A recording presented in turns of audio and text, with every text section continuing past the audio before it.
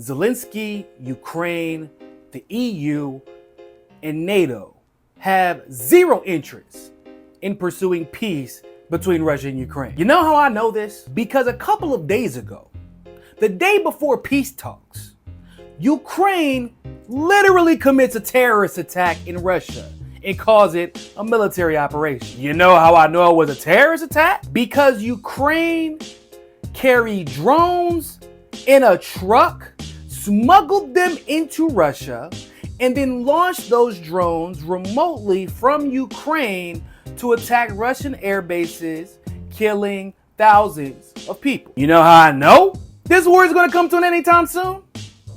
Because Putin specifically told Trump that Russia is going to respond to this terrorist attack. And you can call Putin a lot of things, but you can't call him a liar. And you know he is thorough in the way he goes about his business. And Trump damn near is greenlighting Putin's response, saying that he's got to respond to this. He talked on the phone with him about it, and he knows what's coming, but he's not doing anything about it. But hold on, Operation Spiderweb was planned a year in advance, which would require advanced intelligence gathering. And at the moment, Trump is maintaining the US was not involved in this operation. But you know who Ukraine also exchanges intelligence with?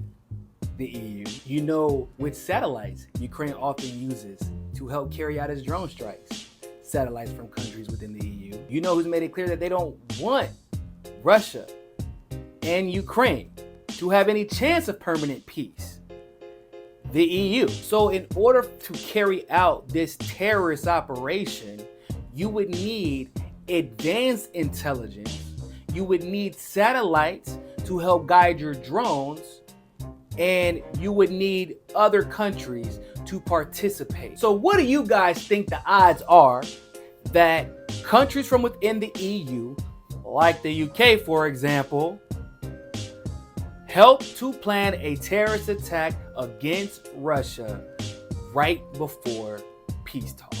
Astonishing in its audacity. Remarkable. Some significant damage. Sophisticated attack. Extraordinary feats of engineering and enterprise. Their mind has to just be paranoid from the outside. A wake-up call to Russians that this war isn't going away. What Ukraine is saying loudly and emphatically is, if you think we're done, think again. Was achieved solely by Ukraine. Is it insane to believe that the same countries that are trying to give long-range weapons to Ukraine want to make sure that that is still possible and that the consequences of that decision are still viable, which is all-out war and no peace? Was it not Starmer who just came out and said that he upped their military budget by billions just in preparation for war against Russia? We are moving to war-fighting readiness. And it was also Keir Starmer who said the only reason that Ukraine should approve any ceasefire deal was so that this quote-unquote coalition of the willing could give more weapons